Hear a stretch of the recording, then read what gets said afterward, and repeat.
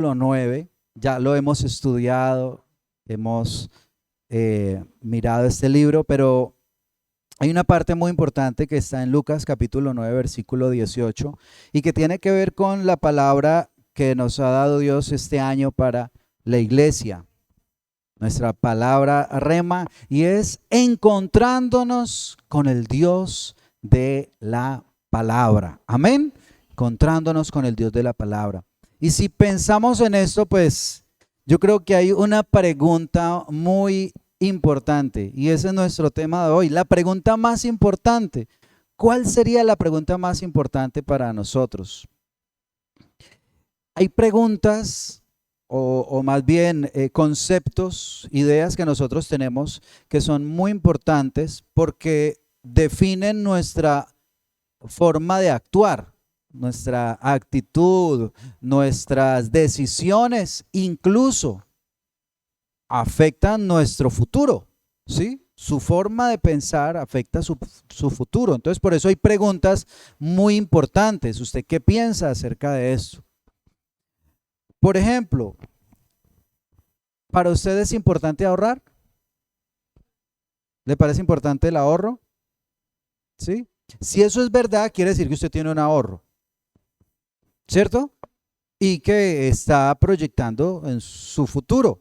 Sí, porque pues uno también puede decir, sí, yo pienso tal cosa, pero pues creo que nuestros actos están demostrando realmente la importancia que le damos a eso, ¿cierto?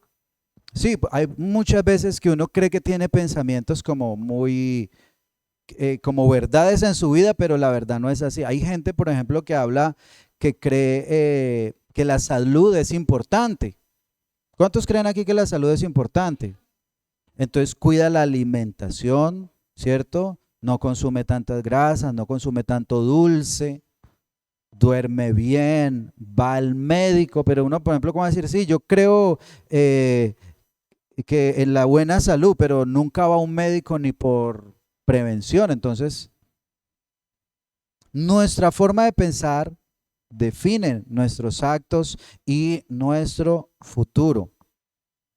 Por ejemplo, si uno le preguntaran cuál es su propósito en la vida, bueno, ese requiere pensar más, o si usted ya lo pensó, pues ya tiene claro cuál es ese propósito. Ahora,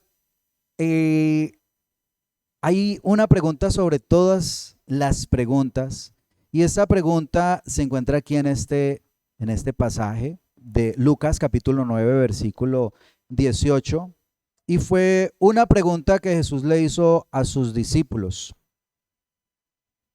Y esta pregunta no solamente tiene que ver con nuestra forma de vivir y con nuestro futuro, sino con nuestro destino eterno, con nuestra eternidad. O sea que es mucho más importante, porque el hecho que usted ahorre o no ahorre, pues cuando se murió, no se va a llevar nada de lo que se ahorró. Pero en cambio esta pregunta que les hace Jesús sí es clave, porque es que no solamente es para esta vida, es para esta vida, pero además para lo que va a pasar después de esta vida. Y dice el capítulo 9, versículo 18. Aconteció que mientras Jesús, ¿qué estaba haciendo Jesús? Oraba. Aparte, estaban con él los discípulos y les preguntó diciendo, ¿quién dice la gente que soy yo? Ellos respondieron, unos dicen que Juan el Bautista, otros Elías, y otros que algún profeta de los antiguos que ha resucitado. Él les dijo, ¿y vosotros quién decís que soy? Entonces, respondiendo Pedro, dijo, el Cristo de Dios. Entonces, ¿cuál fue la pregunta que hizo Jesús? ¿Quién creen ustedes que soy yo? ¿Quién es Jesús? Esa es la pregunta clave. ¿Quién es Jesús? Mire, Jesús hizo esta pregunta y lo conectó con lo que iba a pasar en unos meses y con lo que iba a pasar en el futuro, porque estamos hablando de que de esa respuesta depende nuestra vida y lo que pasa después de esta vida, ¿cierto? Y Jesús lo conecta con estas dos cosas a través de una palabra que vamos a, o una frase, un título que vamos a ver hoy. Entonces, ¿qué pensaban las otras personas que decían acerca de Jesús? El 19 dice, unos que era Juan el Bautista, otros que era Elías y otros que algún profeta de los antiguos que había resucitado, ¿cierto? Ese era el concepto que tenían algunas personas acerca de Jesús. Ahora, ¿qué concepto tienen en este tiempo de Jesús? ¿Qué piensa la gente de Jesús? Si uno saliera a preguntar quién es Jesús a la calle, ¿qué piensa la gente? Y entonces la gente puede tener una definición, una palabra, pero quizá no tiene todo el significado de esa palabra, y eso es muy importante. Por ejemplo, si decimos que Jesús es un maestro, ¿eso es verdad o es mentira? Es verdad. Muchos lo llamaban rabí, ¿cierto? Maestro, lo llamaban. O sea, ¿que es maestro? Sí. ¿Qué actitud tenemos nosotros si Jesús es nuestro maestro? ¿O si es el que lo ve como maestro? Que aprendemos de él, ¿cierto? De sus palabras, de sus enseñanzas, aprendemos de él. ¿Esto es verdad? Claro que sí. ¿Pero es todo lo que es Jesús? No, no es suficiente. Ahora, algunas otras personas piensan que es un filósofo. Oh, ahí ya hay una situación. Cuando lo ve como un filósofo, porque se supone que si lo ve como maestro es porque quiere aprender de él. Pero el que lo ve como filósofo dice, estas ideas de Jesús están interesantes. Con estas otras, no estoy muy de acuerdo, ¿cierto? El que lo ve como un filósofo. Y hay muchas personas que lo tienen como ese filósofo. Otras personas en este tiempo lo tienen como un hombre bueno, digno de ser imitado. ¿Ustedes qué opinan de esa? ¿Será que Jesús es un hombre bueno, digno de ser imitado? Claro que sí, es un hombre bueno y es digno de ser imitado. Pero ¿será que eso es todo lo que representa a Jesús? Hay más, ¿cierto? ¿Qué más podemos hablar de Jesús? Algunos hablan de él como un Dios occidental. Es que él es el Dios occidental, allá en Estados Unidos, en Europa, creen en él. ¿Será que él es un Dios occidental? Empezando que ni siquiera es occidental.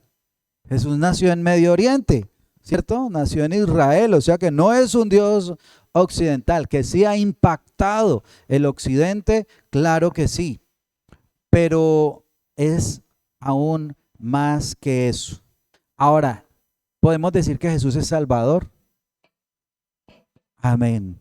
Jesús es Salvador, ¿cierto? Tenemos esa certeza y por eso yo creo que estamos aquí, porque creemos que Él es Salvador.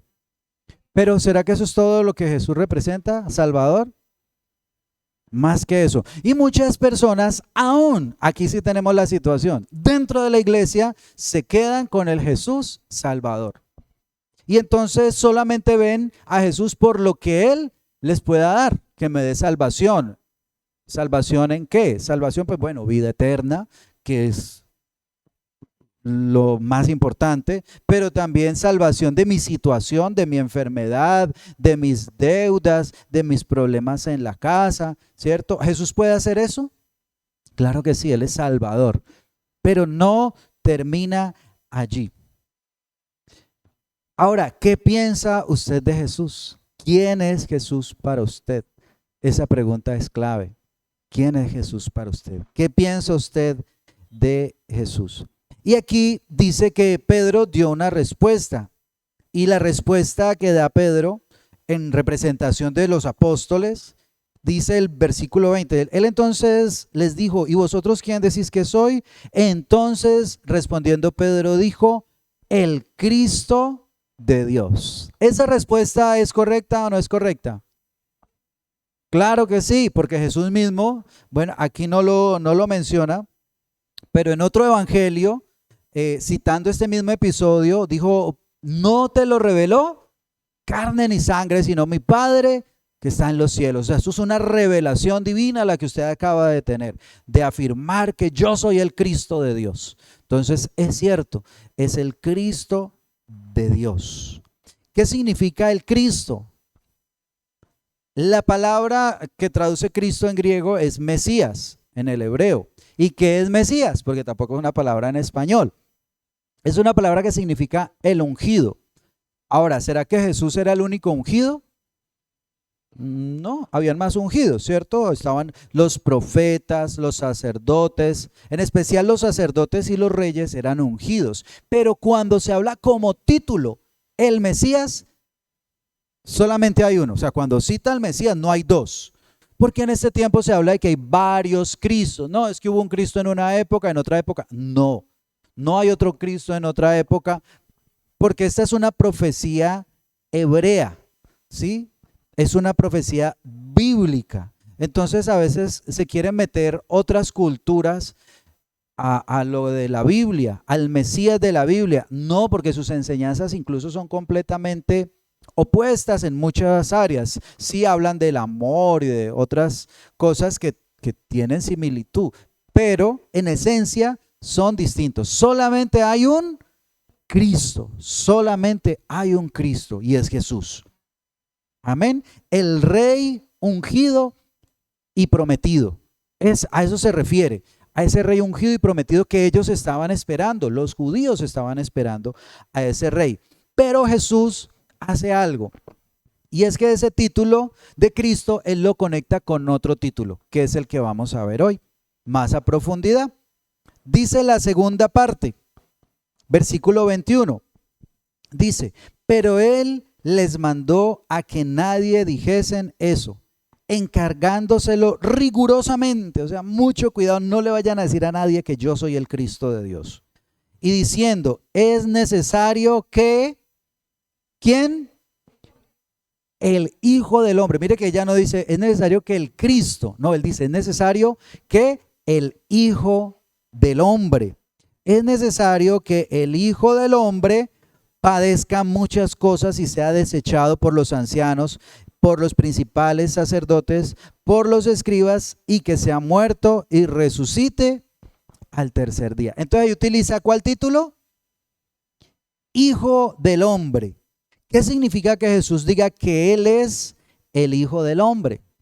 Esa es una pregunta interesante, ¿no? ¿Qué significa eso del Hijo del Hombre? ¿Ustedes qué piensan? Si han meditado en eso, ¿qué significa Hijo del Hombre? Es la palabra que Él más utiliza cuando habla de Él mismo. Es que el Hijo del Hombre tiene que padecer, es que cuando venga el Hijo del Hombre, es que ustedes pueden hablar en contra del Hijo del Hombre, pero no en contra del Espíritu Santo. Entonces Él utiliza muchas veces ese título, Hijo del Hombre, es el que más utiliza. Aproximadamente unas 80 veces utiliza este título en la Biblia. Primero, ¿de dónde viene el título Hijo del Hombre? Para poderlo entender, ¿cierto? Daniel capítulo 7, versículo 13 y 14, habla acerca de ese título. De allí es que se extrae principalmente ese título de Hijo de Hombre.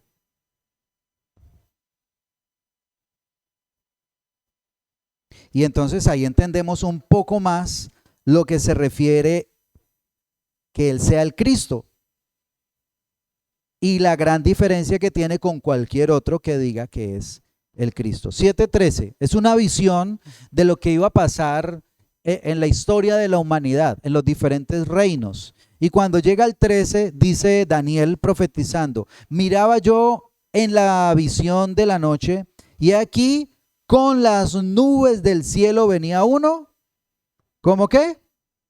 Como un hijo de hombre, que vino hasta el anciano de días. ¿Quién sería el anciano de días? Dios el Padre. Y le hicieron acercarse delante de él. Y le fue dado dominio, gloria, reino, para que todos los pueblos, naciones y lenguas le sirvieran. Su dominio es dominio eterno que nunca pasará, y su reino uno que nunca será destruido. Entonces, cuando habla del Hijo del Hombre, ¿a qué se refiere? Allí nos está hablando de varias cosas. Una, es que es alguien que venía, ¿de dónde venía él? Del cielo, ¿cierto? No es un ser humano común y corriente, aunque tenía apariencia humana, no era un hombre común y corriente, venía del cielo, ¿sí? Tenía un origen divino. Pero además de eso, cuando habla de su reino, no es el rey de Israel. ¿Es el rey de dónde? Bueno, sí es rey de los cielos, pero no, aquí dice que es rey de... Dice, le fue dado dominio, gloria y reino para que todos todos los pueblos, naciones y lenguas. Él no era solamente el Mesías prometido, el rey para Israel, sino para todas las naciones tendrían que reconocerlo como rey. ¿Eso sí se parece en alguna descripción a Jesucristo? Perfectamente, ¿cierto? Él ha cumplido con eso. En todas las naciones donde ha sido predicado y recibido ese evangelio, Él es reconocido como rey.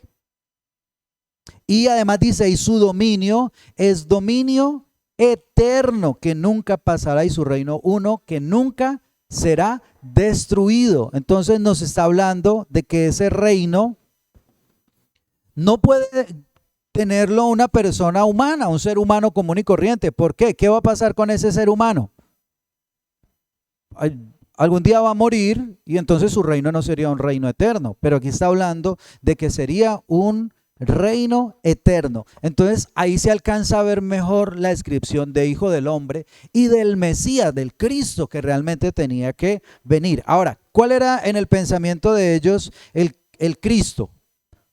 No era este. El Cristo que esperaba Pedro y los judíos, aún los que creyeron en Jesús como Cristo, era un rey guerrero que viene a liberar a Israel, un rey político. Eso era lo que ellos estaban esperando.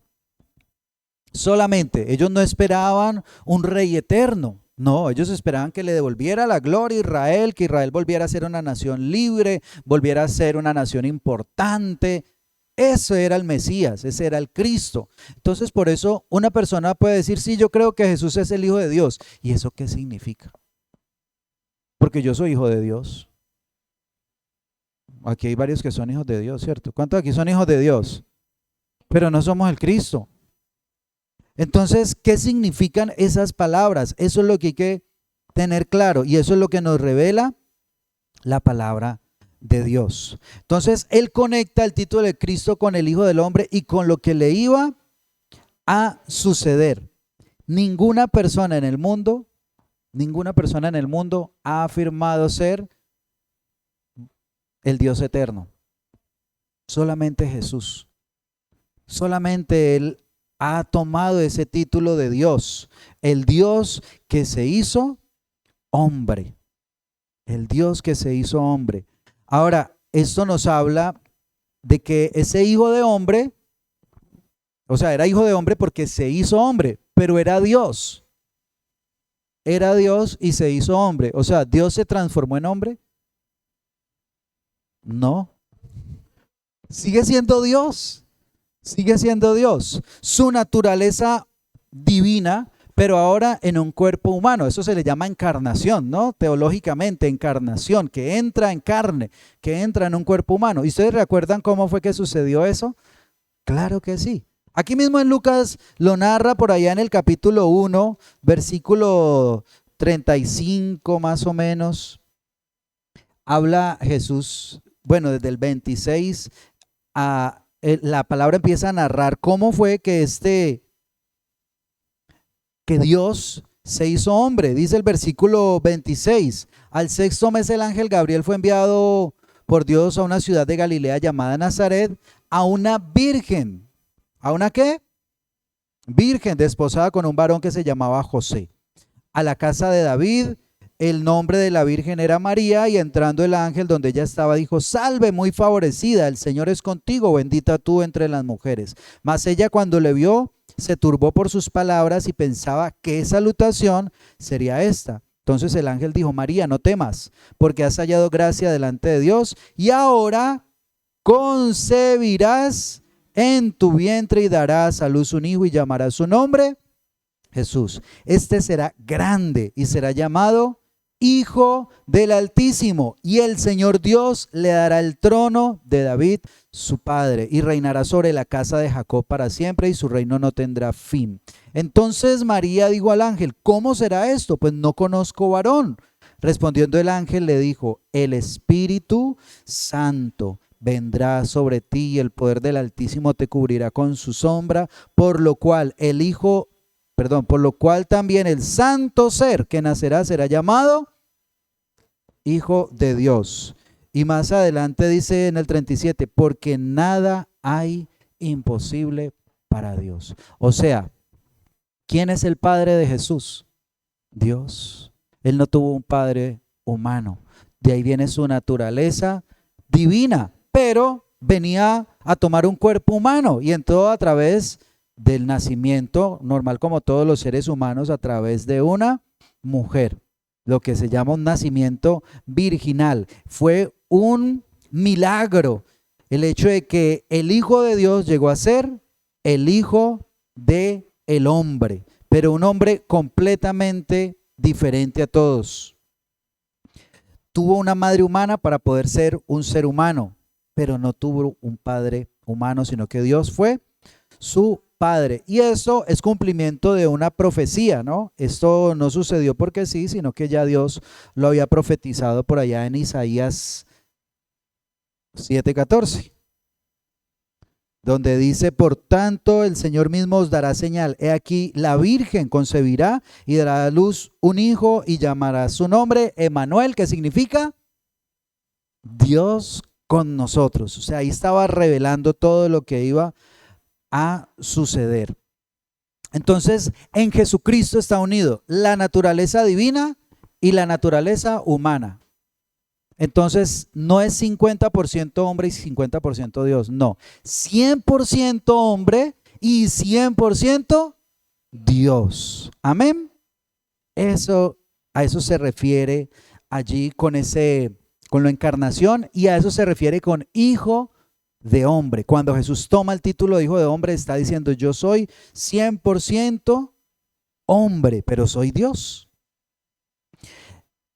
Pero ¿por qué tenía que ser hijo de hombre? El hijo del hombre. ¿Por qué tenía que tomar un cuerpo humano? Para cumplir la misión. ¿Y cuál era la misión? ¿Por qué tenía que pasar él? En el versículo 22, aquí en Lucas 9, decía, es necesario que el hijo del hombre padezca muchas cosas y sea desechado por los ancianos, por los principales sacerdotes y por los escribas, y que sea muerto y resucite al tercer día. Tenía que venir con un cuerpo humano para poder cumplir con todas estas cosas. Entonces, ¿por qué vino como humano? Primero, pues vino a nosotros como maestro, ¿cierto? Para enseñarnos como humano. Él pudo traer esa palabra, esa enseñanza, revelando al Padre, revelando su justicia, enseñando la palabra. Como maestro, como profeta también, porque él habló en nombre de Dios y revelaba el poder de Dios a través de milagros. Pero también vino como sustituto, o sea, él murió como sacrificio por nuestros pecados. Él vino como representante de la humanidad. Él vino por usted. Amén. Él vino a reemplazarle a usted en esa cruz. El pago del pecado que usted tenía que hacer, que era la muerte, él vino, pero tenía que venir con un cuerpo humano para poder hacerlo, para poder sufrir todo lo que teníamos que sufrir nosotros. Él tomó ese sufrimiento en su cuerpo y dijo, yo voy en lugar de Isabel, yo voy en lugar de Luz, yo voy en lugar de Shirley. Voy a esa cruz, voy a reemplazar, voy a tomar el mismo cuerpo que ella tiene, que él tiene como ser humano. Voy a tomar ese cuerpo para ser el sustituto en esa cruz. Por eso Jesús vino como hijo de hombre y por eso tenía que morir de esa manera. Murió como sacrificio por nuestros pecados, tomando nuestro lugar y así reconciliarnos con Dios, pagando la deuda que había. Además, no se queda allí, sino que dice también que él iba a resucitar, ¿sí? Iba a resucitar, mostrándonos también lo que va a pasar con nosotros cuando venimos a Jesús, cuando le entregamos nuestra vida a Él, pues recibimos todo eso que Él vivió. O sea, el pago por el pecado ya Él lo hizo. Ahora recibimos esa resurrección a través del poder del Espíritu Santo. Y así como Cristo resucitó, nos está mostrando que eso va a pasar con nosotros. Amén. Él como sustituto nos está mostrando que nosotros vamos a recibir también esa bendición porque Él vino en representación de la humanidad. Y entonces todo ser humano que crea en Él, que le entregue su vida a Él, va a recibir el beneficio que él recibió, las promesas que él recibió, la recompensa que él recibió por haber cumplido. Y esa es la resurrección. Entonces usted y yo tenemos una esperanza, que la muerte no es nuestro último destino. Nosotros tenemos un destino más allá, que es la resurrección, que nos vamos a levantar de la muerte porque Él venció la muerte y vamos a vivir eternamente en la gloria de Dios porque Él venció. Amén. Por la obra de Cristo, porque Él ya resucitó. Amén. Jesús también vino como ejemplo. Él vino como ejemplo para mostrarnos que nosotros podemos vivir agradando al Padre. Amén. Cuando le entregamos nuestra vida a Dios, nosotros podemos vivir la vida de Cristo también. Podemos vivir en obediencia a Dios. Entonces Cristo vino también para eso, para mostrarnos todas estas cosas. Jesucristo, la Biblia no nos vuelve a narrar de José después del nacimiento. Posiblemente lo que la mayoría de teólogos y estudiosos creen es que para cuando Jesús tenía 30 años, que empieza su ministerio, su padre había muerto. Es lo más posible, porque no vuelve a aparecer en la historia. O sea, con esto que les quiero decir, Jesús sabe lo que es perder a un ser querido. Él sabe lo que es llorar. Él lloró cuando su amigo Lázaro murió. Jesús siente ese sufrimiento también. Él conoce también lo que es estar solo. ¿Sí recuerdan que cuando vino Judas a entregarlo, pues primero la traición de un amigo que estuvo con él 3 años, que comía con él, que dormían todos allí juntos, lo traicionó? Jesús sabe lo que significa una traición. Usted pronto dice, es que usted no sabe lo que eso significa para mí. Jesús sabe lo que eso significa. Que todos los amigos, todos los discípulos se fueron y lo dejaron solo. Jesús sabe lo que es estar solo cuando todo el mundo está diciendo mentiras, lo están golpeando, lo están maltratando, lo están escupiendo. Jesús sabe lo que es sentirse así, porque Él lo pasó. Es que usted no sabe lo que es tener esta enfermedad. Jesús cargó nuestras enfermedades. ¿Cómo?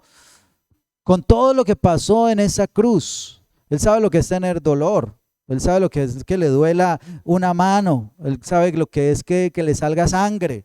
Todo eso lo pasó Él. Él conoce nuestro dolor. Él lo entiende completamente. Pero también Él nos demuestra que como ser humano nosotros dependemos de Dios. Cuando empezó este pasaje, ¿qué estaba haciendo Jesús? Estaba orando. Imagínense, Él estaba orando porque Él iba a recibir una respuesta importante. Señor, ilumina estos... que son duros, Señor, ábrales el entendimiento, Padre, por favor. Voy a irles a preguntar a ver si ahorita sí ya entendieron, porque acuérdense que hace unos días había pasado una tormenta y Jesús calmó la tormenta y ellos, ¿qué preguntaron? ¿Quién es este que hasta el viento y el mar le obedecen? Todavía no sabían quién era. Entonces Él estaba esperando eso, que pudieran entender. ¿Y qué hizo Jesús? Oró por ellos. Oró también por Él. Cuando Él tuvo que escoger a sus apóstoles, Él estaba orando primero. Dice que se la pasó la noche orando. Eso está en el capítulo 6. Se pasó la noche orando y después llamó a los 12. Él cuando tomaba decisiones oraba. Eso nos está enseñando que nosotros también, así como Jesús lo hizo y es nuestro ejemplo, nosotros debemos depender de Dios. Amén. Debemos depender de Dios. Por ese motivo Jesús vino como ser humano, mostrándonos todas las posibilidades. Ahora, recuerden que Jesús se bautizó. Él es nuestro ejemplo también. Nosotros debemos bautizarnos. Pero ¿sabe que pasó algo bien bonito cuando Él se bautizó? Él estaba mostrando allí la obediencia al Padre. El bautizo significa arrepentimiento. ¿Y Jesús de qué se tenía que arrepentir? De nada, pero Él estaba yendo para hacer justicia, para hacer lo correcto. Pero cuando hizo lo correcto, se escuchó la voz en el cielo: este es mi Hijo amado. ¿Y sabe también qué pasó en ese momento? Se abrió el cielo descendió el Espíritu Santo, mostrando que también para nosotros es el Espíritu Santo. Amén. Cuando nosotros le entregamos nuestra vida al Señor, viene a morar a nosotros el Espíritu Santo. Amén. El Espíritu Santo también es para usted, y eso es lo que nos enseña Jesús, que usted puede vivir en el poder del Espíritu Santo, que puede pasar en el desierto. Él fue, el Espíritu Santo lo guió al desierto, pero allí él tuvo la victoria. ¿Por qué? Porque tenía el Espíritu Santo. Y dice después que salió de ese desierto, que salió en el poder del Espíritu Santo. Esa es una enseñanza no solamente para hablar de Jesús, para nosotros que nosotros podemos andar en el poder del Espíritu Santo. Amén. Amén. Entonces, esos son algunos de los motivos que nos enseña por qué Jesús tomó ese cuerpo humano y por qué vino a ser ese hijo del hombre. Ahora, hablábamos de que lo que nosotros pensamos, eso nos lleva también a una forma de vivir, ¿cierto? Y es lo que Jesús les dice enseguida. En el versículo 23 dice, y decía a todos, si alguno quiere venir en pos de mí, niéguese a sí mismo, tome su cruz, cada 8 días que venga a la iglesia. No, aquí dice cada día, todos los días. Nosotros no somos hijos de Dios solamente cada 8 días en la iglesia. Todos los días tome su cruz y sígame. Porque todo el que quiera salvar su vida, la perderá. Aquí cuando habla de salvar su vida, es vivir su vida para sí, ¿sí? Cuando se preocupa es por él, por lo que necesita en esta tierra. Y dice que todo el que quiera salvar su vida, ¿qué va a pasar? La perderá. Y todo el que pierda su vida por causa de mí, este la salvará. O sea, el que entregue su vida por el Señor, el que viva para Dios. Esto habla también de ir hasta la muerte por él, ¿no? Como pasó con 11 apóstoles murieron. Solamente, bueno, sí, 11 apóstoles, pues tenemos que sacar a Judas, ¿no? El que lo reemplazó después. Todos murieron en sacrificio por Jesús. Solamente uno se cree que murió de anciano, y eso que están las dudas, que fue Juan. Pero de resto todos sacrificaron su vida por Jesús. Pues, ¿qué aprovecha el hombre si gana todo el mundo y se destruye o se pierde a sí mismo? O sea, cuando nosotros decimos que creemos que Jesús es el Cristo, tenemos que entregar nuestra vida a Él. Cuando creemos que Él es nuestro Salvador, tenemos que entregar nuestra vida a Él, porque no solamente es nuestro Salvador, también es nuestro Señor. Amén. Nuestro Señor, el amo de nuestra vida. Entonces, si usted ve a Jesús de esa manera, eso le va a ayudar a enfrentar la vida. Cuando usted tenga problemas, usted va a recordar por todo lo que pasó Jesús y que Jesús venció. Cuando vengan situaciones difíciles, usted va a recordar, pero yo tengo una esperanza. No importa lo que pase en esta tierra, mi esperanza no está aquí solamente para esta tierra. Mi esperanza es para la vida eterna. Yo sé que aunque una enfermedad me mate, yo me voy a levantar de la muerte porque voy a resucitar, porque esa es la esperanza que yo tengo por lo que hizo Cristo Jesús. Esa es nuestra esperanza. Amén. Entonces, vamos a vivir diferente. Si tenemos a Cristo realmente como nuestro Señor, vamos a tener una vida diferente, vamos a enfrentar la vida diferente, nuestras actitudes, nuestras decisiones van a ser diferentes. Tenemos que pensar siempre en agradarlo a Él. Cuando yo voy a hacer algo, venga, ¿esto agrada a Dios? ¿Qué tengo en mi vida que no le agrade a Dios? Y tengo que empezar a tomar las decisiones correctas. Si yo digo que Jesús es mi Señor, ¿no? Porque pues, si para mí Jesús es otra cosa, pues yo puedo vivir de otra manera. Pero si digo, Él es mi Señor, Él murió por mí, y yo creo en esto realmente, mi vida tiene que cambiar. Amén. Y esto no es porque el pastor le diga, no es porque tiene que ser una convicción que hay en su corazón. Ahora, por último, ¿qué pasaría con el Hijo del Hombre? Ya vimos lo que pasaría con el Hijo del Hombre, lo que pasó con el Hijo del Hombre en su primera venida y lo que pasó en ese primer tiempo, en esos 3 años que tuvo de ministerio con su muerte y su resurrección. Pero Jesús, cuando habla del Hijo del Hombre, también lo conecta con el futuro, con el final. ¿Qué va a pasar al final? Versículo 26.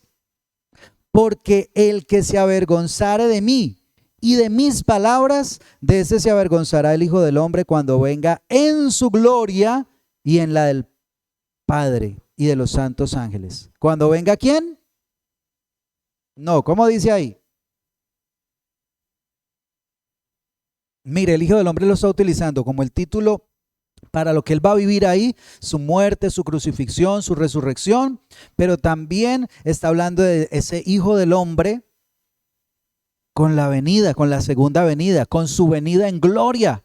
El Hijo del Hombre, hablándonos de lo que leíamos ahora en Daniel, cumpliendo esa promesa, que Él es ese Hijo de Hombre. Los apóstoles no entendieron nada de eso, ¿no? Ellos no entendieron absolutamente. Ellos entendieron que era el Cristo, pero hasta ahí, que Él los iba a salvar de los problemas que tenían en ese momento. Pero Jesús está hablando de que Él iba a estar en el cielo por un tiempo y que después regresaría. Ahora, ¿qué está haciendo Jesús hoy en el cielo? Bueno, varias cosas, ¿cierto? Preparando morada. También sabe que Él está allí como sacerdote intercediendo. Él está intercediendo todos los días por usted. Él está orando todos los días por usted. Él está enviando ayuda todos los días. Amén. Él piensa en usted todos los días. Eso es lo que está haciendo Él. Y sabe que Él lo puede hacer porque Él sabe lo que es vivir con un cuerpo humano. Él sabe. Dice que fue tentado, ¿cierto? Sino que no se dio a la tentación, pero Jesús sabe lo que es ser tentado. Él entiende la tentación, Él entiende la soledad, Él entiende el dolor, Él lo entiende porque Él pasó por todas estas cosas. Jesús lo entiende. Amén. Usted puede tener esa certeza. Ay, es que el Señor no sabe lo que es pasar por lo que yo estoy pasando. No se preocupe, Él lo sabe completamente. Y por eso Él dice que no nos va a dejar ser probados más allá de lo que nosotros podamos. Él va a enviar su ayuda, Él va a enviar la salida desde el cielo. Él está allí como sacerdote, como ese mediador entre Dios y los hombres, ayudándonos a alcanzar esa relación con el Padre todos los días, que estemos en esa comunión con el Padre. Pero también Él nos está hablando de que Él iba a regresar como rey, y como rey hay que entender que como rey no solamente es como el presidente, no, el rey tiene el derecho también a juzgar. Él viene también como juez, Él va a juzgarnos. Tiene ese poder porque es el rey puede juzgar, pero el rey también puede salvar, ¿sí? El rey también puede salvar. Y eso es lo que Él está hablando aquí. Porque el que se avergonzare de mí y de mis palabras, de este se avergonzará el Hijo del Hombre. No lo reconoció en esta tierra. O sea, Él no puede hacer nada cuando ya venga en su reino. No lo puede reconocer porque usted mismo no quiso tomar ese privilegio que Él le dio. Pero bueno, yo creo que los que estamos aquí hemos reconocido a Jesucristo como Rey. Amén. Cuando Él venga en su gloria, Él está anunciando que Él va a volver. Ya no como vino la primera vez, va a venir en gloria. Amén, va a venir en victoria, va a venir a juzgar esta tierra, va a venir con poder, no como dijo por allá el cantante, el poeta: Señor, no bajes del cielo, quédate allá arriba, que porque los que han venido como tú ya están boca arriba. Decía el poeta Ricardo Arjona, ¿cierto? Que Jesús es verbo, no sustantivo. Una canción muy bonita y palabras muy bonitas, pero se nota que no entendía absolutamente nada quién era Jesús. No, cuando Jesús venga va a venir en gloria. Amén. Él va a venir en gloria, Él va a venir en poder, y eso es lo que nosotros esperamos. Y pues no es por preocuparlos o para alegrarlos, no sé, pero yo creo que viene pronto. Yo creo que Cristo viene pronto. Amén. Pero además de esto, Jesús termina con una palabra, dice: pero os digo en verdad, esto dice el versículo 27, que hay algunos de los que están aquí que no gustarán la muerte, o sea, no se van a morir hasta que vean el reino de Dios. Esta palabra, esta frase con la que cierra este pasaje, tiene a los teólogos echando cabeza. Bueno, ¿cómo así? Porque es que el reino de Dios, pues como creemos la plenitud del reino, no ha venido hasta el día de hoy.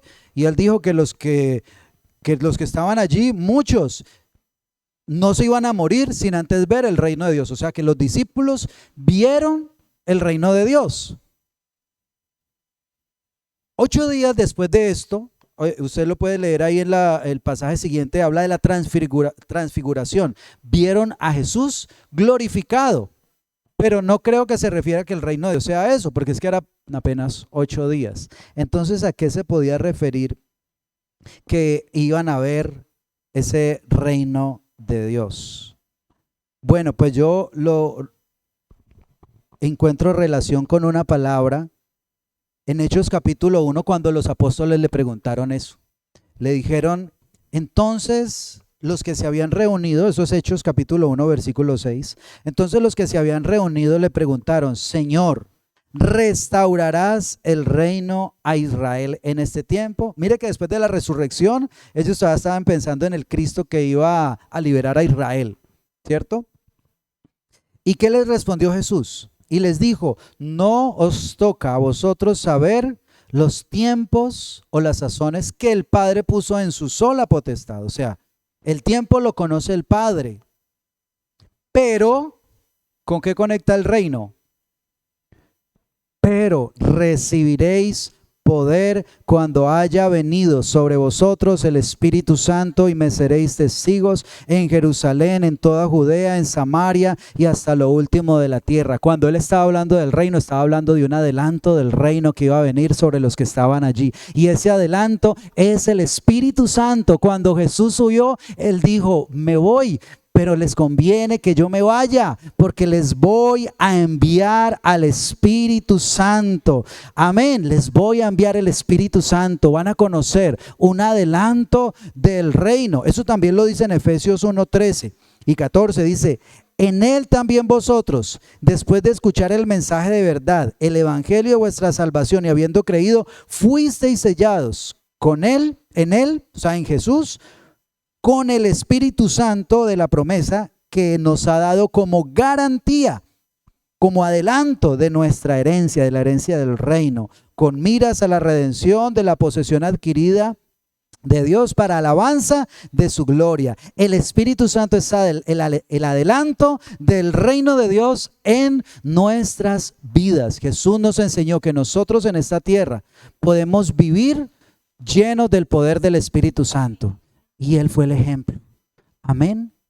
Él fue el ejemplo. Por eso Él vino como hijo del hombre, para mostrarnos nosotros cómo debemos vivir en esta vida, cómo debemos vivir en esta tierra. Y para que nosotros, teniendo en cuenta, Jesús vino como hijo del hombre y Él vivió lleno del Espíritu Santo y Él fue mi modelo a seguir, así debo vivir yo en esta tierra, como el Hijo del Hombre, lleno del Espíritu Santo y con la confianza en Él, en su obra, en todo lo que Él hizo y todo lo que significa que Él sea el Hijo del Hombre. Amén. Entender quién es el Cristo y entender qué significa que Él sea el Hijo del Hombre tiene que cambiar nuestra forma de vivir cada día. Amén. Yo quiero invitarlo para que usted esté de pie y que usted pueda ahora responder mejor esta pregunta. ¿Quién es Jesús? ¿Quién es Jesús? Él es el Hijo del Hombre. Él es el que vino en representación de la humanidad. Hijo de hombre también significa hijo de Adán. Él vino en representación suya. Él vino como ejemplo suyo. Él vino a pagar también en la cruz. Él vino a enseñarnos, Él vino a ser ese mediador entre Dios y los hombres. Él vino a acercarnos al Padre y Él vino para que pudiéramos vivir como Él, darnos del poder con el que Él vivió en esta tierra, el poder del Espíritu Santo. Dígale, Señor, gracias. Gracias, Jesús, porque tú, siendo Dios eterno, Dios todopoderoso, dejaste tu gloria, Señor, dejaste tu trono